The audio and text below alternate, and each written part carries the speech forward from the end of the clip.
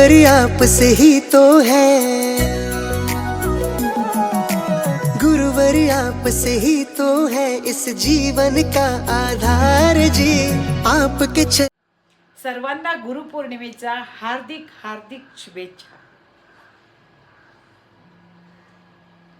आणि स्वामीमय नमस्कार। इस जीवन का आधार जी, आपके चरणों में ही बसा है इस संसार का सार जी। इस जग में है सबसे प्यारा गुरुवर आपका साथ जी, हो गुरुवर आप।